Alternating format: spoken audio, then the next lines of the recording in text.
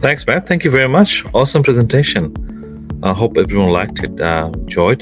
Just to see if there's any questions came up.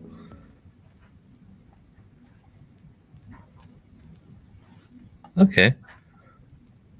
Do you have a link to slides Look like from? Yeah. Yes, Shakti. yeah, Harshit was asking about something VS Code and wanted to know about Jenkins. Mm-hmm. Okay, maybe Mm. yeah, you someone who have the experience with this topic. Maybe we can get the person to present the session. Um, do we have If a you link can. to the slides? I could see. Yeah, maybe Mm. slides from Adam and then published Yep. in Yep. the Yeah, you'll Trailblazer get a community PDF group. version of this after today. So Rippon's going to send a link to the video Yep. recording and also the slide deck after today, in the thank you email. Yeah, sure. Thank you. And Oliver shared some recorded link. Maybe Yeah. you guys can And play yeah, with I that think the question from voice Oliver over. is Yeah. I think the questions Mhm. from Oliver is what are the key challenges you see from a people's side to a DevOps success? Mhm. To Yeah. DevOps success. Look, that's a Yeah. good question. Yeah, that's a good Wow. question. Yeah. Olivia, thanks for your question. I think I think when people think about DevOps, they're like, all right, well, and especially about tools, but it's very important about process as well. But let's look at it from a tools perspective. It's like, oh, should I, I'm using change sets and I've got these particular challenges. Maybe it's like time consuming. And of course, again, on the operate side, the backup and restore. So, it's all about you have people in your organization, your program or your project. Okay. So if you've got an organization with a couple of admins and you're just putting some small changes out, of course, you're not going to go down a developer route of standing up say, for instance, like a Jenkins, coding your own pipeline. But it might be taking you too long to deploy, or deploying a multiple, from sandbox to sandbox and then production. You might want to get some efficiencies. Again, backup and restore. You might want to get some efficiencies, or you might have a business requirement to say you've got to back up and restore within 4 hours, and the daily, the Salesforce daily export. The data export function. Yes, we can export CSVs, but it's going to take us more than 4 hours, more than what the business requirement is to get that, restored. Then you're going to be looking at tools to support your people. Okay, so that's fundamental. I guess that's the first, key point I wanted to make. So thinking about tools to support your people, then looking at, well, hey, that's my second point. You've got to have tools to support your people. So therefore, if you want to go down a pipeline route of coding your own Jenkins and coding your own pipeline, you've got to have your skills in team. The skills in the team for bash scripting and command line. And that might not be suitable to the makeup of your program or project for your organization. So choose the tools that are going to support your people. Okay, so go down a click solution. If you are more admin, Salesforce consultant in your team. Okay, of course, if you're all the way down the other end, software engineering, the App Exchange products, the click solutions are awesome. They're still going to give you time to value. Your Capado and GearSet and AutoRabbit. But you might then look at other tools and go down a coding route of your pipeline to support definitely the deployments. Again, also your backup and restore and things like that. Salesforce has APIs; they're free APIs, and that's what tools like Odaceiver and Own Backup, they use those APIs. But there's many more things about that backup and restore, like if you back up 2 objects, you've got IDs. If you accidentally delete those objects, in your production and you want to restore those, well, then your relationship, you can't put the same ID back in Salesforce, and so you're going to need some sort of ETL, trust transfer. You need some sort of scripting to then, load the first object, export that, get the old ID and map it out with a new ID, and there's a few more nuances like that. So again, having that tool to fulfill that business requirement, to reduce risk of, we've run over all this data or accidentally deleted or staff member deleted these records, we want them back. Having that protection, but not having to go down a coding route, and of course, getting that tool. Not only you don't have to have the programming skills to go the coding route, you're meeting your SLAs on the time to restore, but you got a tool and it's a little bit more to manage for your business continuity, right? So, I would think you got to look at your people and the skills in the team and match the tools to the skills in the team.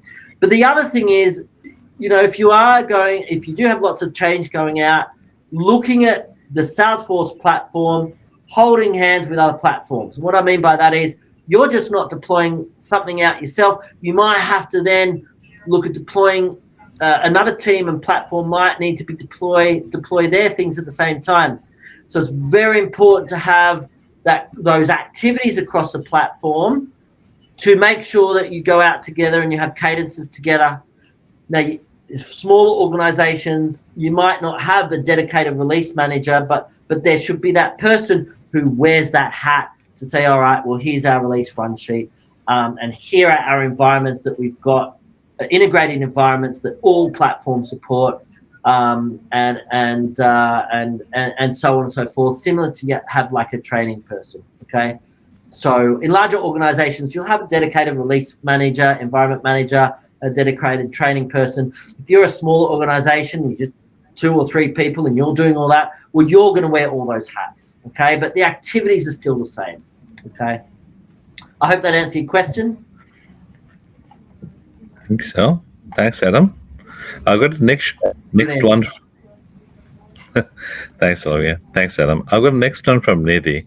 She actually asked, can we integrate the Ops Genie API for alerts to configure with Azure DevOps?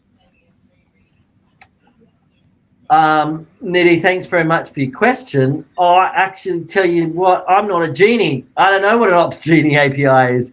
So I'm going to have to divert that one. But I'll tell you what, if you connect with me on LinkedIn, you go to LinkedIn, search for Adam Bess, click connect. More than happy to have a private message with you about that, see if I can't find any material for you. And of course, after today, I'm more than happy to, answer any questions today, tomorrow, or in 3 months' time or 6 months' time. A great way to connect with me is on LinkedIn. I'm a LinkedIn person. I do have a Twitter, but I'm not on there as much as I am on LinkedIn, but more than happy for you to private message me on LinkedIn and ask that question as well. But unfortunately, today you stumped me. You got me. I don't know what Ops Genie is. No problem. Thanks, Adam. I think Nidhi is okay. She's thanks. We've got next one from Ben. I think he said our company is an ISV partner. We built a 1GP Apex Change app, and we are facing many challenges. Do we have any best practice about DevOps for Apex Change development? Sorry, my question is quite specific to our company use case. So, yeah, a company, okay. I'm going to replay it in my head. Our company is an ISV partner. We build a first generation package. That's what 1GP is. First generation package. My apologies. We're facing many challenges. Okay, so it's gonna be hard to answer that based on I'm not too sure what your top challenges are. I actually used to work for an ISV many moons ago, so I do understand the complexities of building a managed package and then having that then install. Okay, so install into SourceOrgs.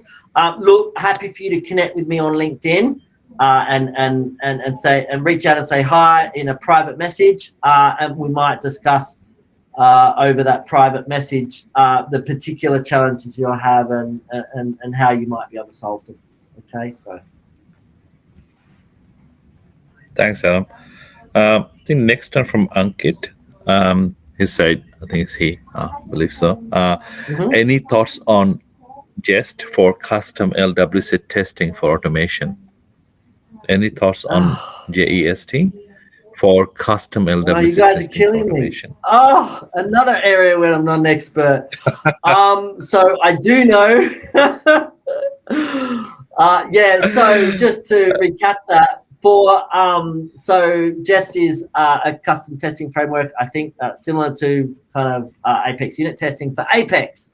So the first, I guess, piece of advice is, we should unit test, if you want to call it anything, your client-side codes such as LWCs. I'm just, again, not an expert in that area. Reach out to me on private message. I think more than happy to. I think Olivia actually sent some reference document to the chat. So amazing. Have a look at that one. Okay. Thanks, Olivia. Thank you very much. That's awesome. I think the last one. I think I've got the last question. We can take the last one here from Raghunath. One of the challenges in CI/CD is get the production changes back into the individual sandboxes for developers and QA. Some organizations do a refresh of the sandboxes. Is there any best method to do this? Yeah. All right, cool. And I'll tell you what, I know we've got 8 minutes left of the session, so I'm going to spend about 2 or 3 minutes on this. So let's call that infrastructure provisioning. Okay. So from production, we want to get a bit of infrastructure, such as a sandbox, and we want to make sure that that's a ready build tool, so that developers can effectively build and then test.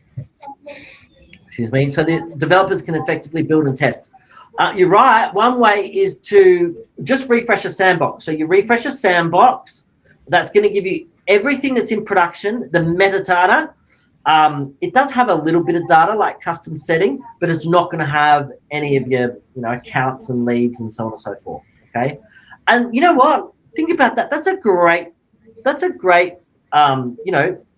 awesome infrastructure provisioning, a sandbox with all your stuff in it. Now, if you're, that's most of the time, by the way, on your data. If you're refreshing a full sandbox, so if you have a full sandbox, if you've got, enterprise or unlimited version of Sales or Service Cloud, you'll have a full sandbox in that. Sometimes customer has full sandbox as well. 100% of your data comes as well.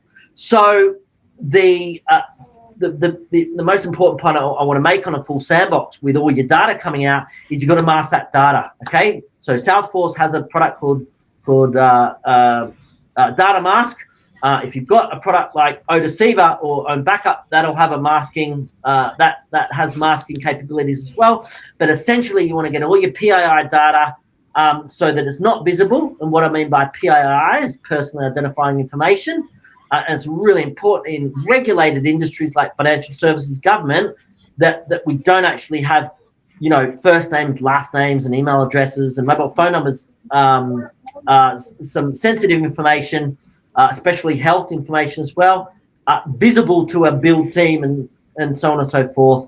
So you want to mask it. Okay. Now, one about specific to your question, one of your challenges in CI/CD is getting the production changes back.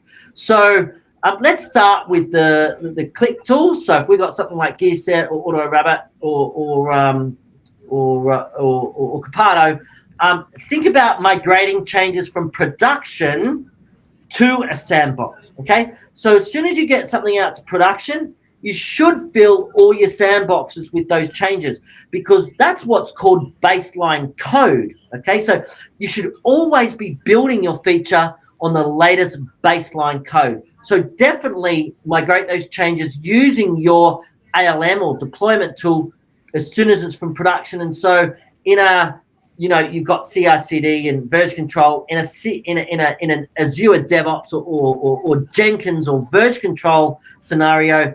You would have a script, what's called a prod sync, and that's literally just to pull changes from production that's different to your main branch down to your CI/CD tool or your PC, commit that to main, and then you'd merge those changes to your baseline code. Okay. Now, of course, if you have something called change sets, you don't have your CI/CD tool or gear set Capado, you would just do a change set from production to your sandbox. With your gear set and Capado, you just use those to then move those changes from production over to your relevant branch, which you're then going to use to deploy, or your relevant org. Okay, so I guess fundamentally, yes, you should definitely, anything going out to production, you should migrate those changes using the tools that you're already using in your organization. So refreshing a sandbox is disruptive to teams, so try not to refresh. The refreshing a sandbox, there's 3 reasons why you should probably refresh. Number one, you're refreshing a full sandbox where the data needs to be the same as downstream platforms. You're all gonna refresh together. Okay. Number 2, if you haven't got environment alignment and you haven't had those guardrails and you're finding that when you're deploying something from one environment to another, it's not quite working because this isn't quite like this environment, best to get an LM tool to start, a deployment tool to start making sure your environment's aligned, so that you don't have that challenge of your environments being misaligned. Okay. I forgot my third point, but anyway, so yes, it's important, but don't use sandbox refreshing as you go to. Try and get those efficiencies and increase your maturity to migrate your changes using your LM tools and all, CI/CD tool. Okay. Thanks, Adam. Thank you very much. There's no more questions we have, but thank you very much, Adam, and thank you very much for everyone for attending this session.